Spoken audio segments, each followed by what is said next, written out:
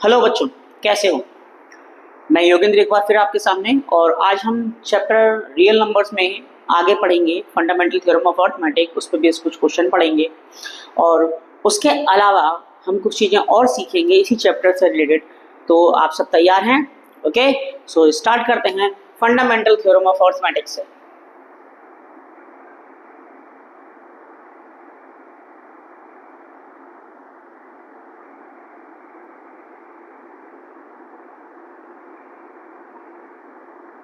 Okay, तो बच्चों fundamental theorem of arithmetic जो है, ये फंडामेंटल थ्योरम ऑफ अर्थमेटिक किसके लिए डिफाइन है? कंपोजिट नंबर के लिए। तो पहले कंपोजिट नंबर पता होना बहुत जरूरी है। तो आप सब जैसे जानते ही हैं कि प्राइम नंबर्स और कंपोजिट नंबर्स क्या होते हैं। प्राइम नंबर्स वो नंबर होते हैं जो सिर्फ खुद से कटते हैं, मतलब उनके सिर्फ दो फैक्टर होते हैं, एक वन और एक इटसेल्फ। मतलब या तो वो वन से कटेगा या वो खुद से कटेगा, तो वो तो प्राइम नंबर हो गए। लेकिन जिन नंबरों के फैक्टर्स दो नंबरों से ज्यादा हों, मतलब वन तो होता ही है सबका और इटसेल्फ भी नंबर सब खुद ही हर नंबर खुद से खुद ही कट जाता है, लेकिन उसके अलावा और भी अगर उसमें कोई फैक्टर है तो वो नंबर क्या कहलाता है? हमारा कंपोजिट नंबर कहलाता है, राइट। तो फंडामेंटल थ्योरम ऑफ अर्थमेटिक जो है वो कंपोजिट नंबर के लिए डिफाइन है। अब ये क्या है, छोटा सा स्टेटमेंट ध्यान रखिएगा कि एवरी कंपोजिट नंबर, जितने भी कंपोजिट नंबर हैं, they can be written in the product of their primes.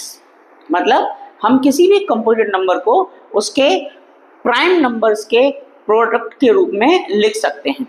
Prime number के प्रोडक्ट का मतलब यह है कि कोई भी नंबर है उसके हमने फैक्टराइजेशन किए और उनको मल्टीप्लिकेशन करके हम लिख सकते हैं उसको। तो every composite number can be written as the product of their prime except their order. मतलब उसमें ऑर्डर का कोई मतलब नहीं होता। जैसे अगर मैंने किसी नंबर को लिखा, जैसे मान लो 21 को लिखा, तो 21 का प्राइम फैक्टराइजेशन क्या हुआ? 3 इंटू 7। चाहो तो इसे हम क्या लिख सकते हैं? 7 इंटू 3 भी लिख सकते हैं। ऑर्डर से कोई मतलब नहीं है, ठीक है। तो 21 एक कंपोजिट नंबर है। कंपोजिट नंबर का प्राइम फैक्टराइजेशन का प्रोडक्ट कितना है? 3 इंटू 7। चाहो तो 3 इंटू 7 को आप 7 इंटू 3 भी लिख सकते हो। तो इनका ऑर्डर कोई मतलब नहीं रखता। इसे हम कैसे लिख सकते हैं? जैसे हमने लिखा 42, तो 42 कितना होता है? 2 इंटू 3 इंटू 7 बाई 2 3 या 6, 6 7 या 42। चाहो तो आप इसे ऐसे लिख सकते हो 3 इंटू 2 इंटू 7, ये भी 42 है। चाहो तो आप इसे ऐसे लिख सकते हो 7 इंटू 3 इंटू 2, जैसा चाहो वैसा लिख दो। इसमें ऑर्डर, जो ऑर्डर है इनके प्राइम नंबर्स के प्रोडक्ट का, उसका कोई मतलब नहीं है। ऑर्डर कुछ भी हो सकता है इसका, ठीक है। तो यहाँ पे हमारा जो फंडामेंटल थ्योरम ऑफ अर्थमेटिक है, इसका स्टेटमेंट अगर आप लिखना चाहें तो स्टेटमेंट यही है, क्या कि every composite number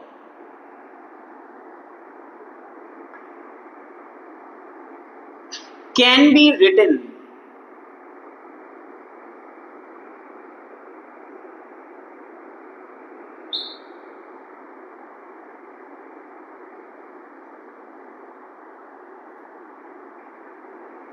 in the product of their prime except their order. Okay, so every composite number can be written in the product of their primes except their order. मतलब किसी भी कंपोजिट नंबर को उसके prime number के product के रूप में लिखा जा सकता है और इसमें ऑर्डर का कोई मतलब नहीं है। ऑर्डर कैसा भी हो सकता है। तो बच्चों ये है हमारा क्या फंडामेंटल थ्योरम ऑफ अर्थमेटिक। और मैंने आपको कंपोजिट नंबर बता ही दिए कि कंपोजिट नंबर क्या होते हैं, जिनके दो से ज्यादा फैक्टर होते हैं वो नंबर कहलाते हैं हमारे कंपोजिट नंबर। और प्राइम नंबर का आप जानते ही हो, प्राइम नंबर वो नंबर होते हैं जो सिर्फ खुद से कटते हैं, जिनके सिर्फ दो ही फैक्टर होते हैं, क्या? वन और इटसेल्फ। ओके, अब हम बात करते हैं इन arithmetic fundamental theorem of arithmetic से रिलेटेड क्वेश्चंस कैसे होंगे वो देखते हैं इसके अंदर। ओके ओके बच्चों, देखिए अब आपका ये क्वेश्चन है जो इसी फंडामेंटल थ्योरम ऑफ अर्थमेटिक से रिलेटेड है। देखिए क्या क्वेश्चन है। On a morning walk, 3 persons step out together and their step measure 30, 36 and 40 centimetre respectively. मतलब क्या हुआ कि तीन लोग थे और तीनों लोग सुबह मॉर्निंग वॉक पे निकले और हर व्यक्ति जो एक कदम में दूरी तय करता है वो कितनी है आपकी? पहले व्यक्ति की जो कदम की दूरी है वो कितनी है, 30 सेंटीमीटर की है, वो एक स्टेप में 30 सेंटीमीटर कवर करता है। दूसरा व्यक्ति करता है एक स्टेप में 36 सेंटीमीटर और तीसरा व्यक्ति करता है एक स्टेप में 40 सेंटीमीटर। तो तीनों के अलग अलग डिस्टेंसेस कवर किए जा चुके हैं respectively. What is the minimum distance each should walk so that each can cover the same distance in complete step? हमें करना क्या, हमें ये बताना है क्या कि वो कौन सी छोटी से छोटी मिनिमम, हम क्या बोल रहा है, मिनिमम डिस्टेंस बोल रहा है, तो वो कौन सी छोटी से छोटी डिस्टेंस होगी जो तीनों लोग क्या करेंगे, अपने स्टेप से कवर कर लेंगे। ध्यान रहे, स्टेप्स को कम भी नहीं करना, ज्यादा भी नहीं करना, स्टेप्स वही रहेंगे 30, 36 और 40, लेकिन वो डिस्टेंस सेम होनी चाहिए जो तीनों लोग क्या करेंगे, कवर करेंगे। तो यहाँ पे मिनिमम डिस्टेंस हमें फाइंड करनी है, that each can cover the same distance in complete step. तो बच्चों अब यहाँ थोड़ा ध्यान देना, क्या कि जैसे मान लो ये पहला व्यक्ति है, इसने इतनी डिस्टेंस कवर की 30 सेंटीमीटर की, चलो दूसरा लिया, दूसरे ने 36 सेंटीमीटर कवर की एक स्टेप में, और तीसरे व्यक्ति ने कितनी की, 40 सेंटीमीटर कवर की। अब इनके स्टेप्स के द्वारा तय की गई जो डिस्टेंस है वो अलग अलग है, लेकिन हमको एक ही डिस्टेंस निकालनी है, एक ही मिनिमम डिस्टेंस निकालनी है जो तीनों के स्टेप्स के द्वारा क्या की जा चुकी पूरी कवर की जा चुकी है। तो क्या करेंगे हम यहाँ पे, हमें एक ऐसी डिस्टेंस निकालनी है जिससे कि ये तीनों ही स्टेप्स क्या करके इस डिस्टेंस को पूरा नाप सकेंगे।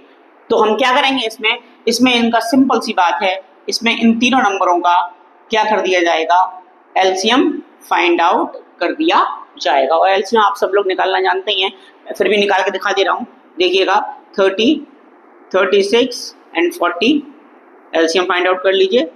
2 15 times, 18 times, 20 times, 2 15 9 times, 10 times, 2 15 9 times, 5 times, 3 5s are 3 3s are and 5 times, again 3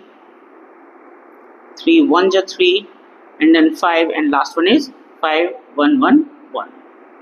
right बच्चों, तो ये एलसीएम हो गया, कितना हो गया, 2 2s are 4 4 2s are 8 8 3s are 24 और 24 into 15 जैसा ही हम करेंगे, जैसे हम क्या करेंगे 24 into 15 करेंगे, कितना हो जाएगा 15 4s are 60 कैरी 6 15 to 30 और कितना हो गया 360। तो मतलब इनका जो मिनिमम डिस्टेंस होगा इन तीनों लोगों के द्वारा जो कवर किया जाएगा वो कितना होगा, आपका 360 सेंटीमीटर होगा। मतलब पहला व्यक्ति भी अपने फुट स्टेप से, जिसके फुट स्टेप का डिस्टेंस कितना है 30 सेंटीमीटर, वो 30 सेंटीमीटर से 360 सेंटीमीटर को क्या कर सकता है, इजिली अपने फुट क्या नाप सकता है। कितने स्टेप में नापेगा, सोचिए जरा, 30 को 360 से कितने बार नापेगा, 0 से 0 कैंसिल, 12 टाइम्स, मतलब 12 स्टेप में 360 सेंटीमीटर की डिस्टेंस वो पूरी नाप लेगा। ऐसे ही 36 सेंटीमीटर की अगर हम बात करें तो कितने में 10 स्टेप्स में पूरी 360 सेंटीमीटर नाप लेगा। और अगर मैं बात करूं 40 सेंटीमीटर की, तो 40 सेंटीमीटर की स्टेप कितने में करेगा, वो आपके 9 स्टेप में पूरी डिस्टेंस को नाप लेगा। सो बच्चों ध्यान रखिएगा कि जब भी हमें बात की जाए मिनिमम डिस्टेंस की, देखो यहाँ पर एक चीज समझने की वाली बात है कि ये स्टेप छोटे छोटे थे 30, 36 और 40, लेकिन हमें मिनिमम डिस्टेंस वो निकालनी थी क्या, जो तीनों स्टेप्स के द्वारा नाप लिया है। तो ज्यादातर तो यही होता है कि मिनिमम डिस्टेंस का मतलब क्या होता है आपका एलसीएम। अब हम इनसे छोटे डिस्टेंस तो ले नहीं सकते, तो हम क्या करेंगे, हमें एलसीएम फाइंड करने पड़ेगा, वो वाला नंबर निकालना पड़ेगा जो इससे बड़ा हो, क्योंकि भाई 30 सेंटीमीटर वाले स्टेप से हम 30 सेंटीमीटर के कम की स्टेप तो नाप नहीं सकते, हमें क्या करना पड़ेगा, ज्यादा लेना पड़ेगा। और ज्यादा नंबर तब निकल के आता है जब हम क्या निकालते हैं, एलसीएम को फाइंड आउट करते हैं। तो ध्यान रखिएगा कि इस तरह के क्वेश्चंस में आपको क्या करना है, एलसीएम फाइंड करना है। किसी क्वेश्चन में एचसीएफ होता है। अच्छा, एचसीएफ वाले क्वेश्चन में एक चीज ध्यान रखिएगा, कभी कभी हमें कुछ नंबर दे दिए जाते हैं और उनके हमें एचसीएफ फाइंड करने पड़ते हैं, तो एचसीएफ तो हम इजीली फाइंड कर देते हैं, बट उन क्वेश्चनों में कभी कभी क्या होता है, एक दो बार कह देते हैं कि इतना रिमाइंडर बच जाता है। जैसे मान लो 36, 40 और 90 है, अब वो बड़े से बड़ा नंबर बताओ जिससे ये तीनों कट जाए, लेकिन रिमाइंडर क्या बचे, 7 बचे। तो जो नंबर दिए हो आपको, आप क्या करना, उनमें से पहले ही वो नंबर को क्या कर देना, माइनस कर देना, और जो रिमेनिंग नंबर है उनका फिर आप क्या कर लेना, एचसीएफ फाइंड आउट कर लेना। चलिए क्वेश्चन भी करते हैं कुछ थोड़े से, देखिएगा। तो इस क्वेश्चन को आप चाहो तो आप देख सकते हैं कि किस तरह के क्वेश्चन आपके फंडामेंटल थ्योरम ऑफ अरिथमेटिक में बन सकते हैं।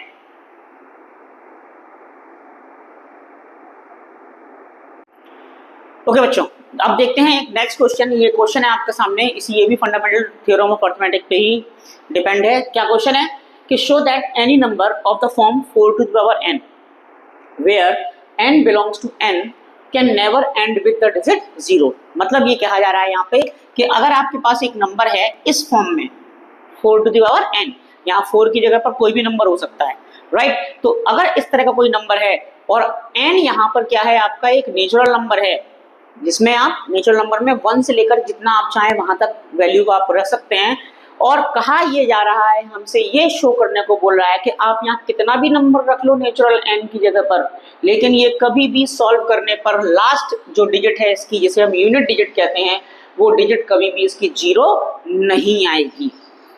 ये हमें इसमें शो करके दिखाना है। तो बच्चों एक चीज ध्यान रखना कि जब भी ऐसे क्वेश्चन आएंगे तो आपको सिंपल एक छोटा सा फंडा लगाना है कि जो इसका बेस है उस बेस के प्राइम फैक्टराइजेशन कर देने हैं आपको। तो 4 के प्राइम फैक्टराइजेशन कितने होंगे, 2 into 2, और दिखाना है कि इस प्राइम फैक्टराइजेशन में अगर 5 आता है, क्या बोला मैंने, इस नंबर के बेस में जो लिखा हुआ नंबर है उसके प्राइम फैक्टराइजेशन में अगर नंबर 5 आता है तो डिजिट 0 पर एंड करने की कहीं ना कहीं संभावनाएं बन सकती हैं, कि मतलब हमने कोई नंबर रखेंगे इसके ऊपर और वो लास्ट में हमारा डिजिट 0 पर एंड हो जाएगा। कब, जब 5 इसके प्राइम फैक्टराइजेशन में आएगा। लेकिन अगर 5 नहीं आता है तो आप इस n की जगह पर कोई सा भी नेचुरल नंबर रखेगा बच्चों, लास्ट डिजिट उसकी 0 नहीं आएगी। तो हम यहाँ लिख देंगे कि प्राइम फैक्टराइजेशन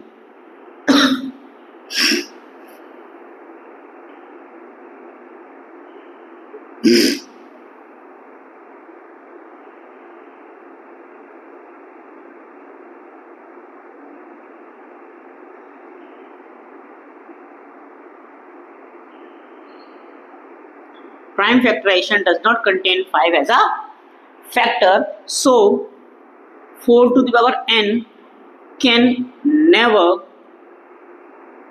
ends with 0। मतलब ये हुआ कि आप इसमें 4 के और n में n की जगह पर कोई सा भी नंबर रख लेना, नेचुरल नंबर रख लेना, लेकिन कभी भी उसको सॉल्व करने पर ऐसा कोई वैल्यू नहीं होगी जिसके लास्ट में कितने आ जाए, आपका 0 आ जाए। सो हमने लिख दिया prime factorization does not contain 5 as a factor. यहाँ पर प्राइम फैक्टराइजेशन जो हमने 4 का किया है, इसके प्राइम फैक्टराइजेशन में कोई भी नंबर आपका 5 फैक्टर नहीं है, इसलिए क्या होगा, 4 to the power n can never and with the 0। ध्यान रहे बच्चों, यहाँ 4 की जगह पर कोई सा भी नंबर आ सकता है, 6 आ सकता है, 12 आ सकता है, कुछ भी आ सकता है, लेकिन अगर उसके प्राइम फैक्टराइजेशन में 5 नहीं है तो नंबर किसी भी नेचुरल नंबर के लिए एंड्स विद 0 नहीं होगा। और अगर प्राइम फैक्टराइजेशन में 5 आया है, चाहे एक बार आए, चाहे 2 बार आए, चाहे 3 बार आए, कितनी बार अभी आए, लेकिन अगर 5 आया है तो उसके अगर n की किसी न किसी वैल्यू के लिए वो नंबर एंड्स विद 0 होगा, मतलब कि उसके आखिरी में 0 आ सकता है। तो ये ध्यान रखिएगा आप लोग, क्या नंबर यहाँ कुछ भी हो, बस आपको इसके प्राइम फैक्टराइजेशन, बेस के प्राइम फैक्टराइजेशन पर ध्यान रखना है कि इसमें 5 आ रहा है या नहीं आ रहा। ओके बच्चों, देख लीजिए क्वेश्चन को। हम करते हैं नेक्स्ट क्वेश्चन।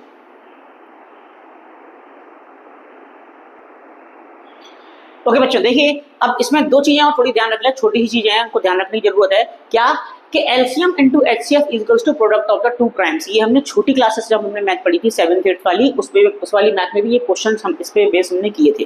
ठीक है, क्या कि किन्हीं भी 2 नंबर का, 2 प्राइम नंबर्स का अगर हम क्या करते हैं, एचसीएफ और इनटू एलसीएम करते हैं तो क्या होगा, वो product of the 2 prime numbers के बराबर होगा। ये हमेशा ध्यान रखिएगा।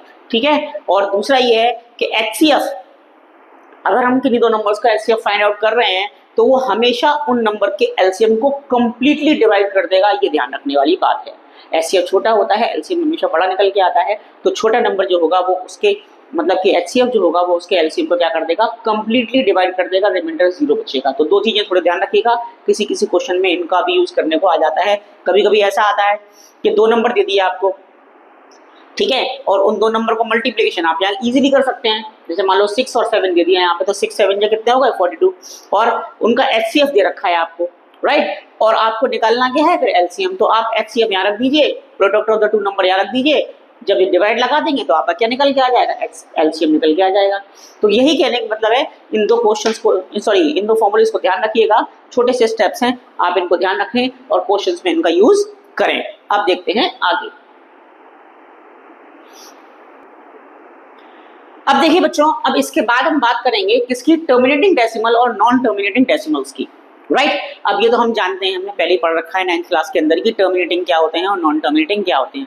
जिसमें रिमाइंडर क्या बचे हमारा डिवाइड लगाने पर, 0 बचे, वो क्या होगा हमारा टर्मिनेटिंग डेसिमल। और जिसमें रिमाइंडर हमारा कुछ ना कुछ बच जाए, या कह सकते हैं कि वो कभी खत्म ही ना हो, रिपीट होने लगे, तो वो आप किस में आएंगे, नॉन टर्मिनेटिंग में आएंगे। इसमें रिकरिंग वगैरह और भी होते हैं, लेकिन अभी हम सिंपल बात करेंगे टर्मिनेटिंग की और नॉन टर्मिनेटिंग की। लेकिन टर्मिनेटिंग और नॉन टर्मिनेटिंग की बात हम क्या करेंगे, जरा समझने की कोशिश कीजिएगा, राइट। हमें कुछ नंबर्स दे रखे होंगे, उन नंबर्स में आपसे ये कहा जाएगा कि बिना डिवाइड लगाए, भाई रेशनल नंबर्स होंगे वो P अपॉन Q की फॉर्म में, और आपसे कहा जाएगा कि बिना डिवाइड लगाए आप क्या करेंगे, उन नंबरों को बताओ कि इसका जो डेसिमल रिप्रेजेंटेशन आएगा, मतलब डिवाइड लगाने पर इसका जो आंसर आएगा वो टर्मिनेटिंग होगा या नॉन टर्मिनेटिंग होगा, ये आपको बताना होगा। तो भाई हम बिना डिवाइड लगाए तो बता ही नहीं सकते, लेकिन क्या करेंगे, एक तरीका है जिससे हम ये देख सकते हैं कि रेशनल नंबर में अगर न्यूमरेटर में डिनोमिनेटर से डिवाइड लगाया जा रहा है तो वो टर्मिनेटिंग डेसिमल रिप्रेजेंटेशन शो करेगा या non terminating decimal representation show करेगा। तो इसलिए एक तरीका है, ध्यान सुनिएगा आप उस चीज को। जैसे मैंने एक नंबर लिया 17/625, ये एक नंबर है, ये आपका P अपॉन Q की फॉर्म में है। तो सबसे पहले हमें ये देखना है कि ये टर्मिनेटिंग शो कर रहा है डेसिमल रिप्रेजेंटेशन या ये non terminating decimal representation show कर रहा है। तो इसको पता लगाने के लिए सबसे पहला काम आपका क्या होना चाहिए कि जो वैल्यू आपको दे रखी है वो सिंपलेस्ट फॉर्म में होनी चाहिए। किस फॉर्म में होनी चाहिए, सिंपलेस्ट फॉर्म में। मतलब ये हुआ कि अगर हम न्यूमरेटर के फैक्टर करें और डिनोमिनेटर के फैक्टर करें तो उन दोनों में कोई भी फैक्टर कॉमन ना हो 1 के अलावा, राइट। जैसे 17 का हम फैक्टर करेंगे तो 1 × 17 ही होगा, और 625 में 5 के ही आएंगे, कोई भी 17 नहीं आएगा। तो ये क्या हो गया, आपका सिंपलेस्ट फॉर्म में हो गया। तो ये बताने से पहले कि ये टर्मिनेटिंग शो कर रहा है या नॉन टर्मिनेटिंग शो कर रहा है, इसलिए इसके लिए सबसे पहले हमें ये देखना पड़ेगा कि हम जिसकी बात कर रहे हैं, जिस रेशनल नंबर की बात कर रहे हैं, वो सिंपलेस्ट फॉर्म में है भी या नहीं है। और अगर सिंपलेस्ट फॉर्म में नहीं है तो पहले उसको सिंपलेस्ट फॉर्म में कन्वर्ट करो, राइट। प्राइम फैक्टराइजेशन निकाल लो, इसके जो कट रहा है उसे काट दो ऊपर नीचे, राइट। जो बचेगा वो आपका सिंपलेस्ट फॉर्म होगा। अब बात कर रहे हैं कि इसका बिना डिवाइड लगाए, हमने देख लिया कि ये आपका किसमें है, सिंपलेस्ट फॉर्म में है। तो बिना डिवाइड लगाए ये कैसे बताएं कि ये decimal representation, terminating decimal representation show कर रहा है या नॉन टर्मिनेटिंग कर रहा है। तो क्या करेंगे, सिंपल, हम इसके जो डिनोमिनेटर में नंबर है उस डिनोमिनेटर वाले नंबर को हम करेंगे इसका प्राइम फैक्टराइजेशन। आप जानते हैं कि 625 किसका स्क्वायर होता है, 25 का। तो सिंपल हम लिख सकते हैं 5 × 5 × 5 × 5। बात समझ में आ गई। तो ध्यान रहे, इसको जब हम लिखेंगे तो 17/5 × 5 × 5 × 5, ध्यान रहे। अब इसके अलावा और तो कोई प्राइम फैक्टराइजेशन हो नहीं सकता, तो हम क्या करेंगे, जब ये प्राइम फैक्टराइजेशन हमने कर लिया, अब चेक करेंगे कि इसके डिनोमिनेटर में कौन सा प्राइम नंबर आ रहा है। तो ध्यान देना बच्चों, क्या कि 5 आ जाए, सिंपल 5। अब देखो 5 है, इसके अंदर 5 है, या फिर इसमें 5 के अलावा 2 आ जाए। क्या आ जाए, 2, मतलब सिंपल 5 5 5 आए, या फिर 2 2 2 आए, या फिर 5 और 2 दोनों आ जाएं। तो ये डेसिमल रिप्रेजेंटेशन आपका कौन सा होगा, टर्मिनेटिंग होगा। और अगर 5 2 या 5 और 2 दोनों, इसके अलावा और कोई तीसरा नंबर इसमें आ रहा है, तो ध्यान रखिएगा वो कौन सा डेसिमल रिप्रेजेंटेशन शो करेगा, आपका non terminating decimal representation show करेगा। बात समझ में आई। टर्मिनेटिंग कब होगा, जब डिनोमिनेटर में या तो सिर्फ 5 आए, या सिर्फ 2 आए, या 5 और 2 दोनों आ जाएं, तो ये टर्मिनेटिंग होगा। अदरवाइज 5 और 2 या फिर 5 सिंपल या सिंपल 2 के अलावा कोई तीसरा नंबर आता है, जैसे 3 7 और कोई नंबर आ जाए आपका, तो फिर वो आपका जो डेसिमल रिप्रेजेंटेशन होगा वो आपका कैसा, टर्मिनेटिंग नहीं होगा, क्योंकि उसमें हमने 5 और 2 के अलावा तीसरा नंबर आ गया है। तो ध्यान रहे। अभी कैसे प्रूव करें इस चीज को, जरा इसको भी देख लीजिएगा। क्या कि जैसे बच्चों हमने कह दिया कि अब इसमें 555 आ रहा है, अब ये टर्मिनेटिंग है। अब टर्मिनेटिंग कैसे है, जरा इसको भी देख लेते हैं किस तरह से टर्मिनेटिंग है। मान लो आपसे कह दिया कि शो करो कि ये टर्मिनेटिंग है और इसका जो टर्मिनेटिंग डेसिमल है नंबर वो निकाल के भी दिखाओ, और डिवाइड लगाना नहीं है तो क्या करेंगे समझिएगा इसको। अब देखो ये तो यहाँ था इतना, इसको हमने भी सॉल्व किया इतना। अब यहाँ चेक करो कि 5 कितने बार है, तो 5 यहाँ पे कितने बार है 4 टाइम्स। अगर इसमें हम 2 का मल्टीप्लीकेशन 4 टाइम्स नीचे कर दें और 4 टाइम्स ही कहां कर दें हम इसमें ऊपर भी कर दें, तो ध्यान देना बच्चों ये जो इसका निकल के आएगा 5 टू जा 10, 5 टू जा 10, 5 टू जा 10 एंड 5 टू जा 10, तो यहाँ पे कितने आ जाएगा 1 के साथ कितने आ जाएंगे 4 जीरो आ जाएंगे, 10 10 10 10, 4 जीरो आ गए तो कितना हो गया ये आपका 10,000। ऊपर कितना हुआ 17 इंटू 2 टू जा 4, 4 टू जा 8, 8 टू जा 16, तो ऊपर हो जाएगा आपका 17 इंटू 16। देखो डिवाइड ही लगा रहे हैं हम सिर्फ क्या कर रहे हैं, हमने पहले चेक किया कि ये टर्मिनेटिंग है या नहीं है, उसके बाद हम इसका टर्मिनेटिंग डेसिमल निकाल कर दिखा रहे हैं विदाउट डिवीजन। तो देखिए कैसे होगा, अब हमने ऊपर 17 इंटू 16 को मल्टीप्लीकेशन कर लो, 16 7 जा 112, 16 1 जा 16, 16 और 11 कितने हो गए आपके 27, तो ये कितना हुआ आपका, ये हुआ आपका 272 अपॉन 10,000। अब देखो बच्चों कितने जीरो है 4, तो ऊपर वैल्यू कितनी हो जाएगी 0.0272, तो ये देखिए टर्मिनेटिंग हो गया कि नहीं हो गया, ये एंड हो रहा है बिल्कुल लास्ट में। तो यहाँ पे इस तरह से आप किसी भी नंबर को जो कि टर्मिनेटिंग डेसिमल रिप्रेजेंटेशन शो कर रहा है उसमें आप क्या कर सकते हैं, आप उसको डेसिमल रिप्रेजेंटेशन भी निकाल कर दिखा सकते हैं विदाउट एनी डिवीजन। तो इस तरह के क्वेश्चंस भी और बन के आ जाएंगे आपके। ध्यान बस ये रखना है कि टर्मिनेटिंग तब होगा जब डिनोमिनेटर में 5 होगा या 2 होगा या फिर 5 और 2 दोनों होंगे, लेकिन अगर 5 और 2 के अलावा कोई तीसरा नंबर इसमें डिनोमिनेटर में आता है प्राइम फैक्टराइजेशन के अंदर, तो ध्यान रखिएगा फिर वो कौन सा होगा आपका non terminating decimal representation show करेगा। जिस तरह से मैंने यहाँ पर 5 5 था, हमने 2 का मल्टीप्लीकेशन करके इसका डेसिमल रिप्रेजेंटेशन शो कर दिया। अगर मान लो यहाँ 5 5 नहीं आता 2 2 आता, तो जितने 2 आते उतने ही 5 हमें यहाँ पे बनाने पड़ते हैं और मल्टीप्लिकेशन ऊपर नीचे करना पड़ता है, तब कहीं जाकर उसका डेसिमल रिप्रेजेंटेशन शो होता है। कभी कभी ऐसा हो जाता है कि मान लो कुछ 5 आ गए कुछ 2 आ गए, तो जितने 5 हैं उतने ही हमें 2 भी बनाने पड़ेंगे और जितने 2 हैं उतने हमें 5 भी बनाने पड़ेंगे। जैसे मान लो 2 5 हैं और 1 2 है, तो हमें एक ही 2 का मल्टीप्लिकेशन करना पड़ेगा ऊपर नीचे, क्यों, क्योंकि 2 5 हैं 2 ही 2 चाहिए और 1 2 ऑलरेडी पहले से दे रखा है, तो एक ही 2 का तो मल्टीप्लिकेशन ऊपर नीचे करना पड़ेगा। तो फिर उस तरह से फिर नीचे भी 0 टर्म्स आ जाएंगी, उसका भी हम डेसिमल रिप्रेजेंटेशन शो कर सकते हैं। ध्यान रखिएगा इस तरह के क्वेश्चंस भी इसमें टर्मिनल डेसिमल या नॉन टर्मिनल डेसिमल रिप्रेजेंटेशन के बन सकते हैं। ओके बच्चों, ओके बच्चों, अब हम जो क्वेश्चन करने वाले हैं ये क्वेश्चन जो है पेपर्स के लिए बहुत इंपॉर्टेंट भी हो सकता है, पेपर में आ भी सकता है, टीचर्स किसी भी तरह से दे सकते हैं, कोई भी नंबर दे सकते हैं। जैसे मान लो मैं एक छोटा सा क्वेश्चन लेके चल रहा हूँ, आप उसको देखिएगा और देख के समझिएगा कि क्वेश्चन को इसको सॉल्व कैसे करते हैं। इसमें सिर्फ आपको लैंग्वेज थोड़ी सी ध्यान रखनी है कि लैंग्वेज किस तरह से सॉल्यूशन किया जाता है। ठीक है, क्वेश्चन ये है कि जैसे मान लो आपको दिया है √2 और आपसे कहा जा रहा है कि √2 को प्रूव करो कि ये इर्रेशनल नंबर है। प्रूव दैट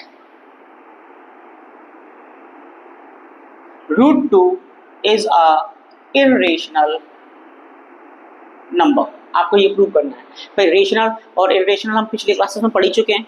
रेशनल नंबर क्या होते हैं, P/Q की फॉर्म में, जिसमें Q 0 नहीं होता, फिर बाकी नंबर क्या हो जाते हैं हमारे इर्रेशनल्स कहलाते हैं। ठीक है, तो हमें यहाँ प्रूव करके दिखाना है कि √2 आपका एक इर्रेशनल नंबर है। अब इसे कैसे करेंगे, इसका स्टेप बाय स्टेप देखिएगा और आपको सिर्फ क्या करना है, नंबर चेंज करने हैं। जब 2 नंबरों का पूछा जाएगा आपको, उसका भी मैं बताऊंगा आपको। अभी आप सिंपल नंबर 1 में समझिएगा कि कैसे कर रहे हैं, इसको देखिएगा। ठीक है, तो जब हम इसको प्रूव करेंगे तो सबसे पहला काम क्या करेंगे, इसको हम करेंगे कॉन्ट्राडिक्शन मेथड से सॉल्व। ध्यान रखना, देखो क्या प्रूव करना है कि √2 आपका क्या है, इर्रेशनल नंबर है।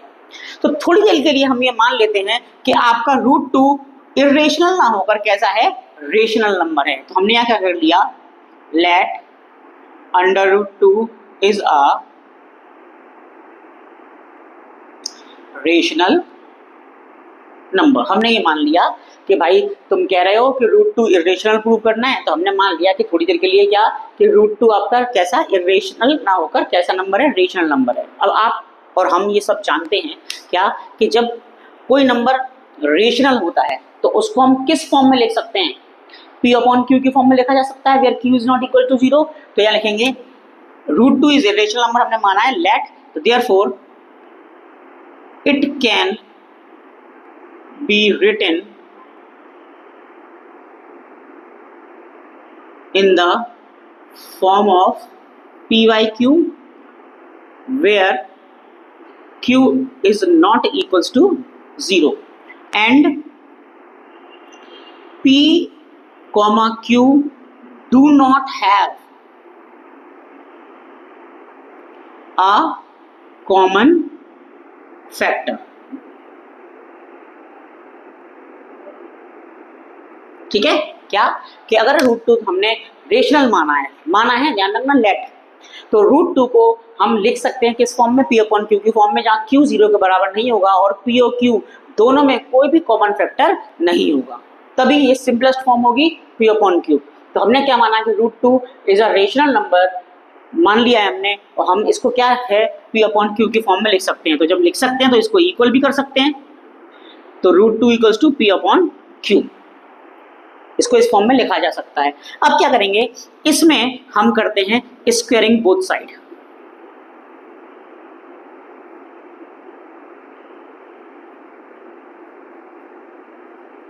स्क्वायरिंग बोथ साइड, जैसे स्क्वायर करोगे तो रूट टू का स्क्वायर कितना हो जाएगा 2, और इसका स्क्वायर कितना हो जाएगा P square upon Q square. Cross multiplication से 2q स्क्वायर इक्वल्स टू कितना बन गया पी स्क्वायर। इसको थोड़ी देर के लिए इक्वेशन नंबर 1 मान लीजिए, सिंपल क्रॉस मल्टीप्लिकेशन कर दिया। अच्छा अब जरा यहाँ ध्यान देना क्या कि यहाँ 2q स्क्वायर जो दे रखा है इसमें एक बार 2 आ रहा है ना, तो सिंपल सी बात ये है जब 2 इसमें एक बार आ रहा है तो ये वाला नंबर 2 से डिविजिबल हो सकता है कि नहीं हो सकता है, एक बार तो हो ही सकता है क्योंकि इसमें 2 ऑलरेडी आ रहा है। तो लिखेंगे यहाँ पे क्या, here 2q square is divisible by 2, right. और 2q स्क्वायर किसके बराबर है p स्क्वायर के, तो देयरफॉर भैया जब 2q स्क्वायर डिविजिबल बाय 2 है और 2q स्क्वायर है किसके बराबर p स्क्वायर के बराबर, तो ये p स्क्वायर भी कम से कम एक बार तो 2 से डिवाइड होगा।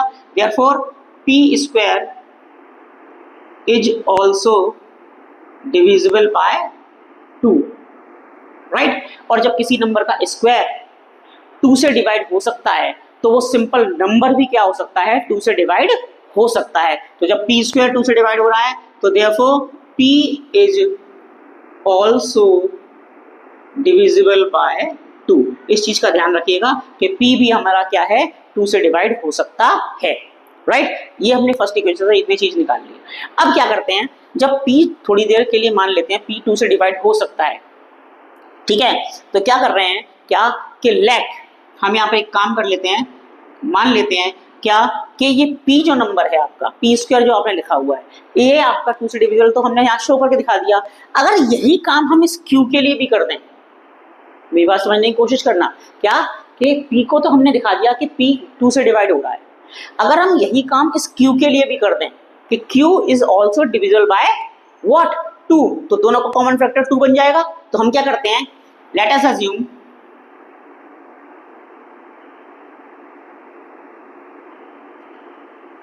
that p equals to 2k, ठीक। अब हमने किया यहाँ पर let us assume that p equal to 2q। भाई p का हमने ये बता दिया कि डिवाइड बाय 2 हो सकता है ये, तो हम क्या कर रहे हैं इस p को जिसको तुमने 2 से डिविजिबल शो किया है उसी को p को हमने क्या किया किसके इक्वल ले लिया, let p equals to 2k where k is any integer, जहां पर k कोई भी एक आपका इंटीजर हो सकता है।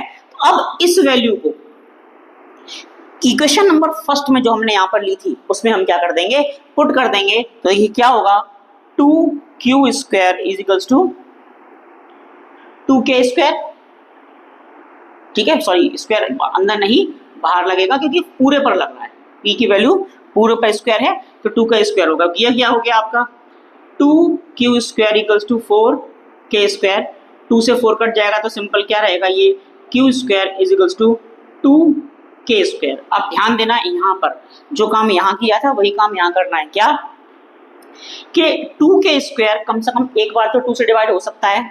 यहाँ पर लिखेंगे कि 2k square is divisible by 2, और 2k स्क्वायर किसके बराबर है? क्यू स्क्वायर के। So Q square is also divisible by 2। जब 2k स्क्वायर 2 से डिविजिबल है तो क्यू स्क्वायर भी 2 से डिविजिबल हो सकता है। ओके, अब जब क्यू स्क्वायर 2 से डिविजिबल है तो सिंपल आपका क्यू भी 2 से डिविजिबल होगा। अब यहां पर ध्यान दो, इस चीज से और इस चीज को देखो, दोनों में हमने क्या प्रूव कर दिया है कि P भी 2 से डिवाइड हो रहा है और Q भी 2 से डिवाइड हो रहा है। इसका मतलब क्या हुआ कि P और Q दोनों में एक कॉमन फैक्टर आ गया और वो क्या है आपका 2। और ये क्यों हुआ? ये इसलिए हुआ कि हमने जो चीज मानी थी ऊपर, वो चीज क्या मानी थी? हमने गलत मानी थी। तो यहाँ लिखेंगे, एक चीज लिख देंगे, क्या? Here P and Q have a common factor 2। यहां पर P और Q के दो क्या है? एक कॉमन फैक्टर है। कौन सा है वो? 2, which contradict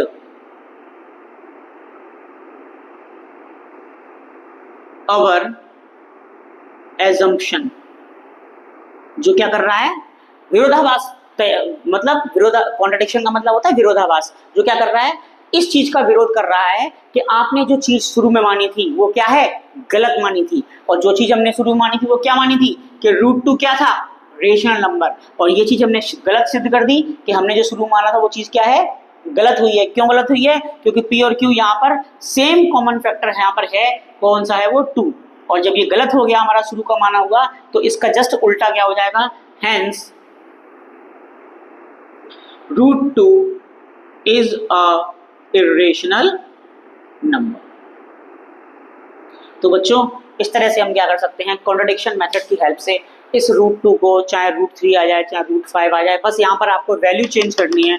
अगर यहाँ 3 है तो यहाँ 3, यहाँ 3, यहाँ 3, ये सब 2 की जगह 3 आ जाएगा, 3 का स्क्वायर यहाँ 9 हो जाएगा। लास्ट में बात आएगा कि डिविजल बाय 2 की जगह कितना बन जाएगा आपका? 3 बन जाएगा। अगर 5 है तो 5 बन जाएगा।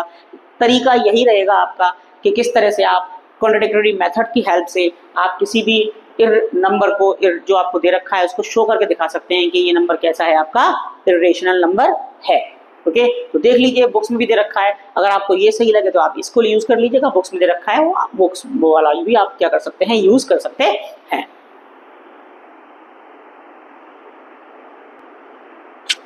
ओके बच्चों, अब उस क्वेश्चन के बाद अब जो क्वेश्चंस मैं आपको करा रहा हूँ ये आपके सिंप्लीफिकेशन है। सिंप्लीफिकेशन वैसे आपने 9th में भी कर रखे होंगे, फिर भी देख लीजिएगा एक बार। एक तो क्वेश्चन कर लेते हैं हम सिंप्लीफिकेशन के। तो सिंप्लीफिकेशन में जैसे ये आपको दे रखा है 2√27 + 3√12 अपॉन 4√3।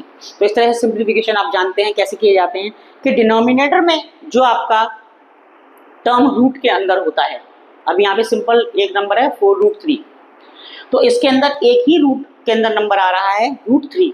तो इसका हम क्या करेंगे? इसका मल्टीप्लिकेशन, इस नंबर का मल्टीप्लिकेशन ऊपर और नीचे दोनों में कर दिया जाता है और इसको रेशनलाइज कर लिया जाता है। रेशनलाइज का मतलब यही है कि डिनोमिनेटर में आपका कोई भी रूट के अंदर नंबर नहीं रहना चाहिए। तो रूट के अंदर कौन सा नंबर है हमारा? √3 है, तो उसी का हमने ऊपर नीचे क्या कर दिया? मल्टीप्लिकेशन। लेकिन कभी कभी क्वेश्चन ऐसे भी बनते हैं, 2 टर्म्स दे रखी होती है डिनोमिनेटर में और बीच में माइनस या प्लस कुछ लगा होता है। तो आपको क्या करना होता है?